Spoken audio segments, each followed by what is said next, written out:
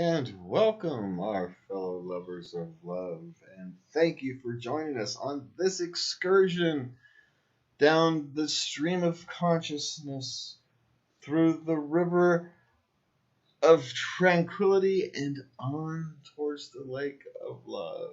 Oh, yeah. One of these days I'm going to get that out smooth. All right, so it's been an interesting couple of weeks. We were on vacation, but before we go and talk about that, we'll kind of cover about what we're going to cover tonight. Simone Biles, I believe is how you pronounce her name, she withdrew from a bunch of competitions from the Olympics. I think as we come on air, she only has one left. I think it's the balance beam that she may compete on, and I doubt she will. My guess is she'll pull out. But, I could be wrong. Who knows? But she pulled out for her mental health, and I'm not going to discuss her decision so much. It's more about the reaction to her decision that I think we'll talk about, because it's none of her decisions are her decisions, and you get no judgment from us. But we'll talk about some of the reactions to it, and we've got some other issues about sharing your stories on mental health and how that can make you feel isolated. It can be counterintuitive. Yes. Yeah, and how loneliness can feel like too much. And then we have our standard questions for the second half. And then we've always got something in our pocket if we need it. Yeah. So how was your 2 weeks vacation then, my love? It was very relaxing. I love being among the trees. Good family time. I got to read a lot. I slept very well. I got my appetite. I love food in the outdoors. Why does that always taste better? I don't know. It always does. I think it's just you're in a different frame of mind, so you're more inclined to enjoy food. You're prepped to enjoy food. No. Yeah, it doesn't. It doesn't taste better. It's just. It's the mountain air. It's the mountain air, and you're with your friends and your families, and it's been a relaxing day. It's a whole different feel than after you spent just another day of drudgery and making dinner. There's a different feel there. So I think that's part of it. I don't think it actually necessarily tastes better. Now the fact that my mother did a lot of the cooking or prepping the food, she's a better cook than I am. Are you kidding? I'm so spoiled. Your mother does all the cooking. And so we're better, it's always better when someone else does the cooking. It's just. It tastes good, yeah. It's just always. Your mother's a great cook. It's always better when someone else does the cooking. So and me, I always enjoy just kind of being out into the mountains and the trees and the mountains and, just being away from the world. Even though you're not really away from the world, it was. I don't know. We didn't have much internet there, which means we only got, I bet, 2 half podcasts out. Yeah. Which, of course, by the way, I found out I screwed one up. I uploaded the same one twice. Uh-oh. That's what I get for using the app, trying to squeeze in when you can find some internet. It's not good. I'll have to fix it, maybe. Or just delete one of them and release the second one again. Okay. I don't know what I'll do. But we tried to have shows. We tried to do a show, 2 shows up in beautiful South Lake Tahoe. Yeah, but you're kind of isolated, and so you didn't have any way to do show prep, so it was kind of really off the cuff. It was off the cuff. They were short shows. Well, they weren't that short. It was 36 minutes. I was on camera. Yeah, for one. For one. For actually the one we uploaded. But no one will see it. I still made the effort. It's on my phone. It just doesn't look right. Okay. It just didn't look right. Okay. And anyway, you couldn't upload it from up there. So it took too long. There was something off about it. It wasn't you. It wasn't you. It's just... I've been doing TV things for a while, and it just didn't look right. Oh. The spacing was off. Something wasn't right. I have to go back and look at it again. Okay. But I think we violated the rule of thirds too often.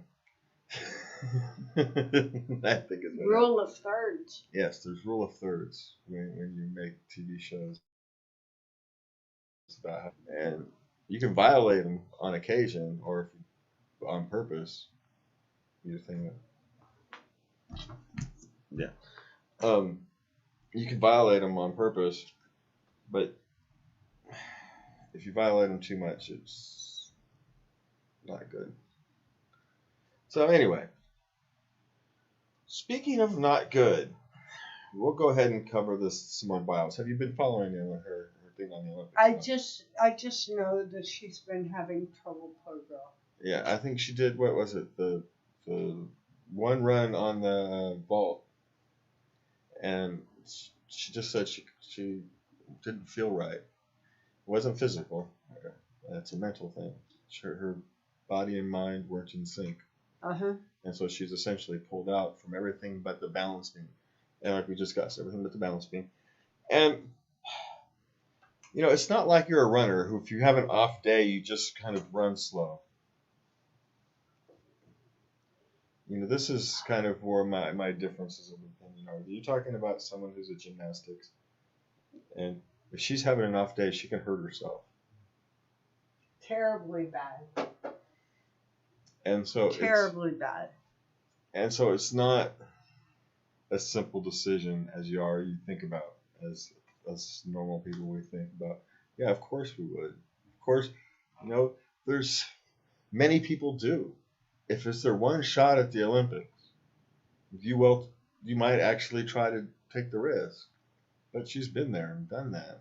She doesn't need to take the risk anymore. If you're an athlete from some small country, and this is your chance to go and perform at the Olympics, you probably take that risk. You can't pull out of the Olympics at that stage. You have too much personally at stake. Your country's personally at stake. But when you're an athlete for the United States, a lot of that pressure doesn't exist or shouldn't exist. You can see it. You're some small African country. They send 6 people to the Olympics, and you're one who gets to go, and you're an actual, you know, global level competitor. You know, you take an extra risk. I get that. I can even see it if you're from the United States. You got that type A personality. This is your one shot. You take the risk. You play injured. People do it all the time. But you should never be asked to. If you choose to do it, great.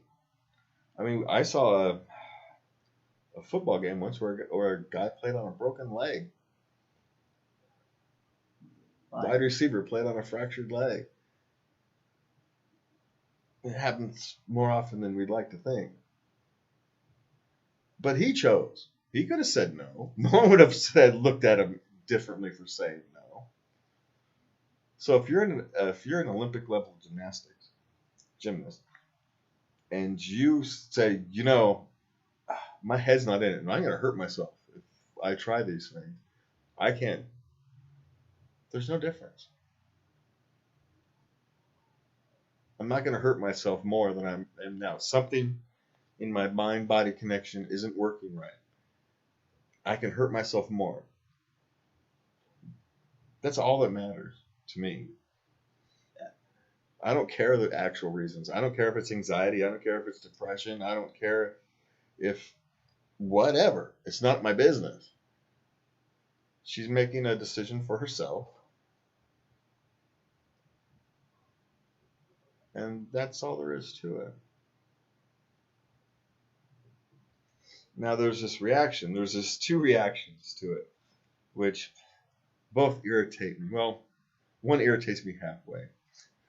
Because it's some of the what are people saying? Well, there was one group of people who it's become political. Well, actually, there's 3 things that annoy me, but one of it is that it's become political needlessly.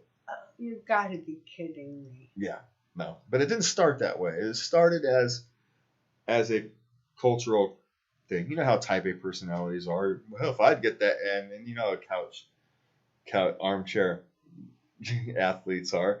Well, if I had done it, I'd have done it anyway. And kept on, you know, you get kind of that, which is kind of expected.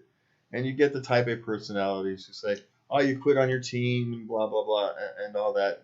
And well, gymnastics isn't really a team sport. And your team supports you. If your team is supporting you, it's none of your other business. You know, she didn't quit on her country. She was taking care of herself. We're the United States of freaking America. If you're allowed to take care of your damn self, you're allowed to tell your country to flip off. I'm taking care of myself first. It's what we freaking formed for. That's the whole freaking point of the endeavor, is that you don't owe your country or society anything. We willingly give them things, but we don't owe them anything. There's a difference. And so that's become political. And you have people like, I don't even want to say their names here on, but you know the talking heads. And then you've got the other side talking heads complaining about that side's talking heads, right? Rather than just saying, no, I'm going to not put air in this balloon. I'm just going to ignore them and let the balloon die quickly. Right. It's all become this big, huge thing. Oh my God. Well, and then you've got the media, the normal sports media, who are the absolute worst hypocrites on the face of the freaking earth, because they are the ones who put the pressure on these kids and athletes.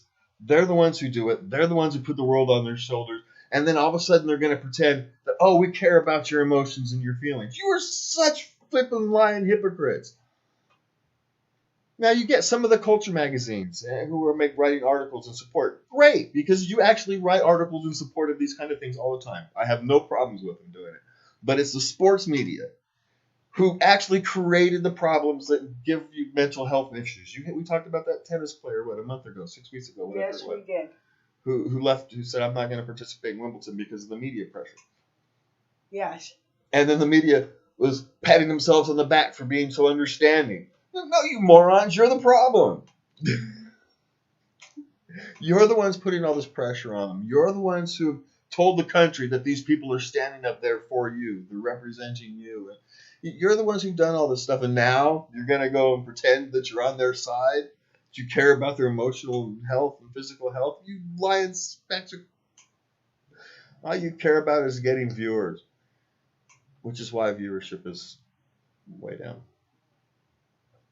Oh. Yeah, viewership is way down.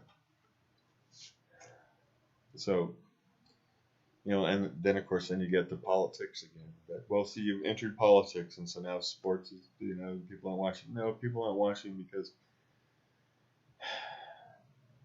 the whole thing's kind of become trivial because of the way you treat it. Treat what? Because of the way the media treats athletes and sports. Oh. And people are tired of it.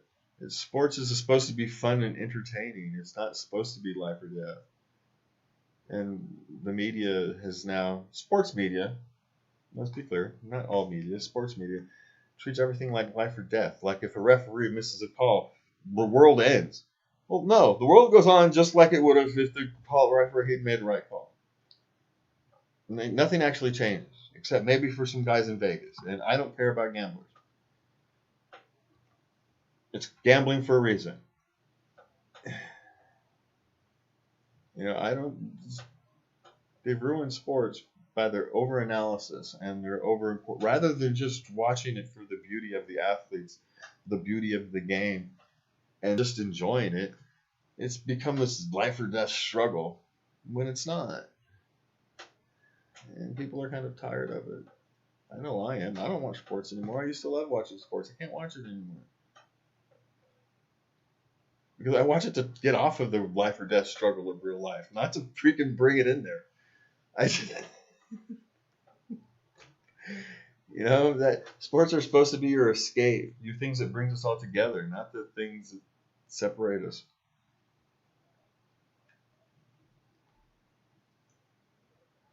And what's happening more and more is that we're Literally, deliberately looking for ways to separate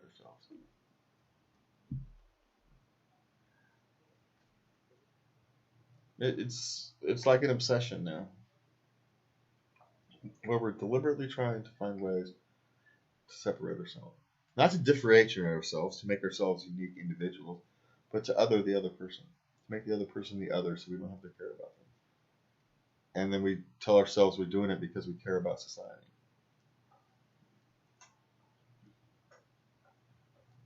And it's not, we all do it. If I took a hard enough look in the mirror, I'm sure I could find myself doing it more often than I would like. It's a natural human thing. But we're supposed to try to fight it. That's what civilization is for. But it's not for civilization. It's for you. It's for us. To you, your family, the future. You know, not being selfish is actually one of the most selfish things you can do. How so? Well, because if you think that you're not being selfish to make yourself feel, but not so you're not making yourself feel better, the reason you are selfless is because it makes people feel better. It makes you a better human being. You're not selfish. There's nothing wrong with being selfish. We've just discussed this with Simone Biles. She was being selfish. She was taking care of herself first. The needs of the country, the needs of her teammates are secondary to her mental and physical needs. The people who loved her, her teammates, her families, fully support her. Okay with her? Yeah. And so, it's not the being selfish. It's how and when you do it. Do you do it at the expense of other people? Or do you do it because you have to do it for yourself? Off of somebody else's plate because not because you're hungry, just because you're greedy.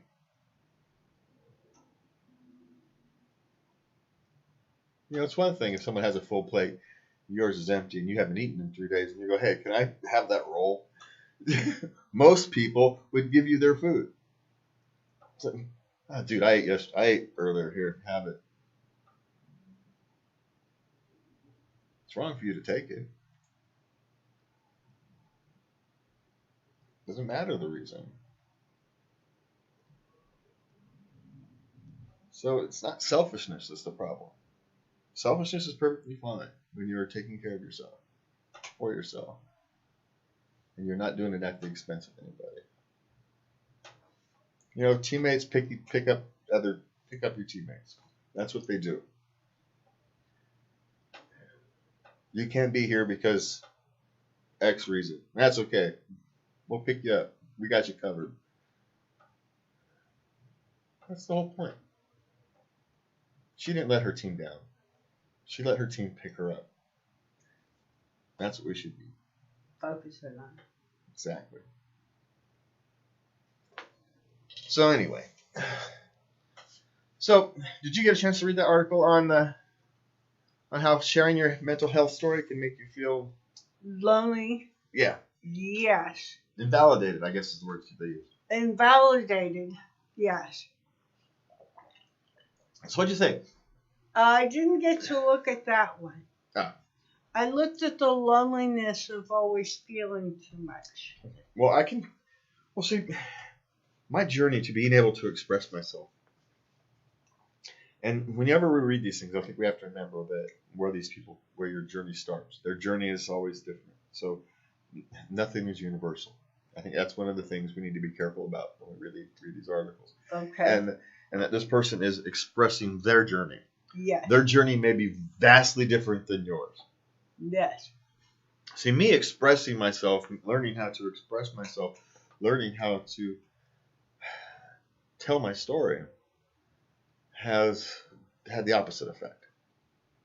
But I can see where they're coming from. As someone with that anxiety, I have anxiety, and so learning how to express myself has been freeing. Yes. But I can see if you're maybe have depression, and you have to talk about it all the time, and you can just not want to talk about it sometimes, and then so you isolate yourself, and that kind of feeds on it.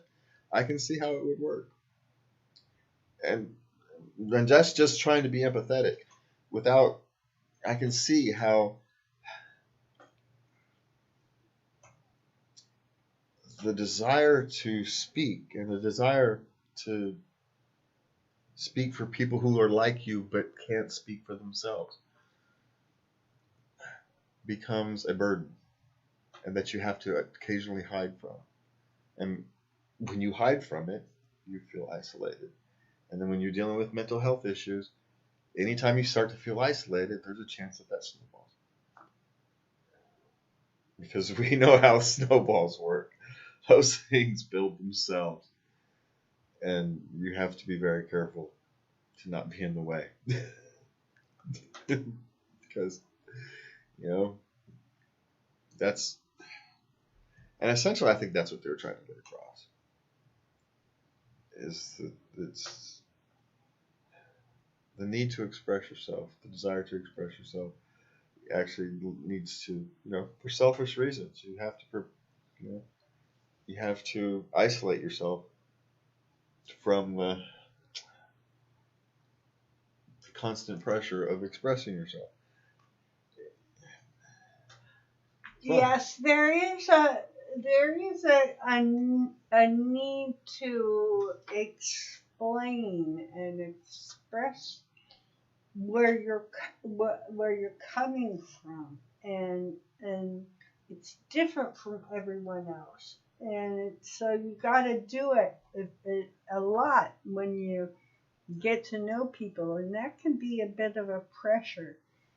And for myself, I wait a while. I don't. I wait and see if the person is able to understand, able to.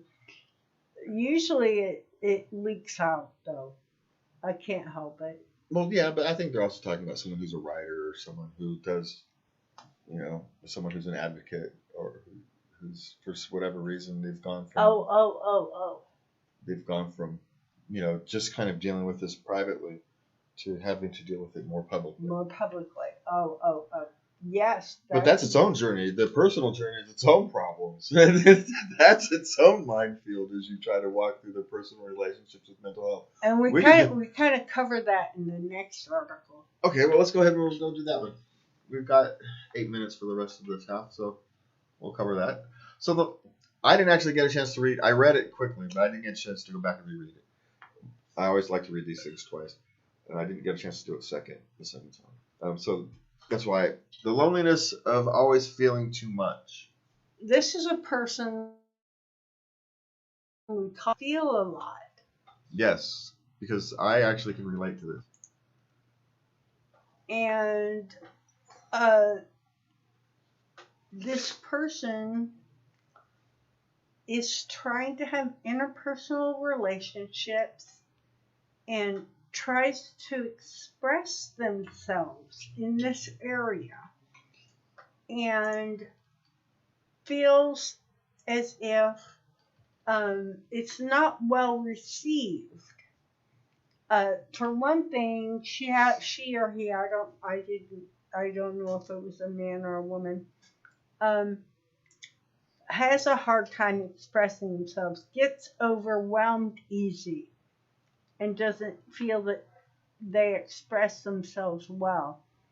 And they also feel as if the other person doesn't, they feel rejected a lot. The other person just wants them to be happy. And they feel that they lose a lot of friends because of this part of their life. Well, I can actually understand the whole empath feeling, because I am very empathetic. I've always been a very empathetic person. I cry at the drop of a hat while watching things like Northern Exposure. We watched one of the things we did on our holiday was we watched we got through almost 5 seasons, 4.5 seasons. 4.5 seasons of Northern Exposure. And, it's kind of a thought-provoking show. Talks a lot about philosophy and relationships. And it's a very thought-provoking show. But I cry at the drop of a hat. I can't get through an episode, a good episode of that without getting tears. But I get tears on all kinds of things. But that's because I can feel. I can feel for the characters. I can feel for the journey they're going through. I can relate to it, whether I can relate to it or not. I can relate to the human aspect of it. Yes. Even if I completely kind of disagree where they're coming from, I can still relate to their journey, to their human aspect of the journey. And even though something that I completely know is completely fiction, deliberately written to pull those kind of strings, it'll pull those strings. My honey. I was gonna say it's awful, but it's not. There's nothing. No, it's not. It's annoying at times.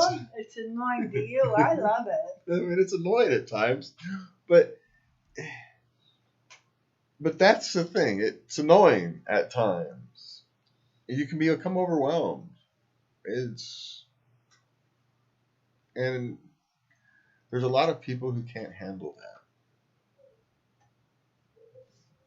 There's a lot of people who aren't really your friends not because they're not good people, but because they're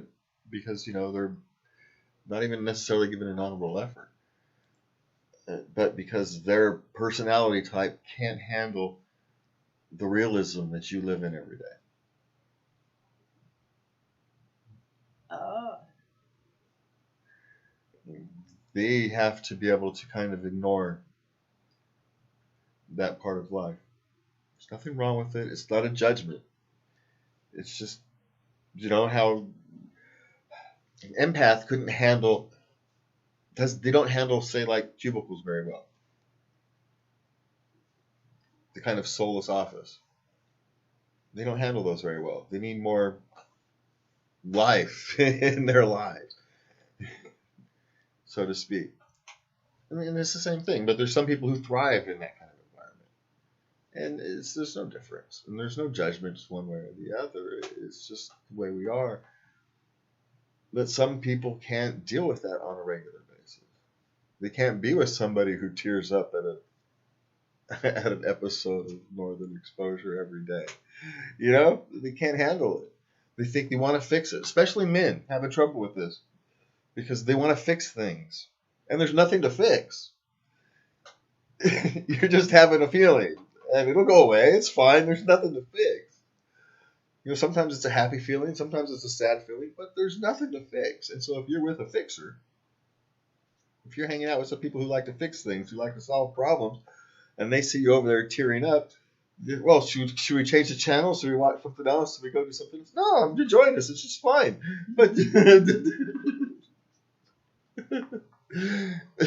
it's fine. There's nothing wrong. I just get emotional over these kind of things. But it can be draining for some people. Just like an introvert having to go off and run for office and all that stuff is draining. It's draining. There's no difference. It is what it is. Anything to add? That was kind of rambly, but anything to add to that? Nothing I can think of. All right, so we are going to go ahead and take a break for Anchor FM. Let the sponsor kind of do their thing, and we will be right back in about 5 minutes or so.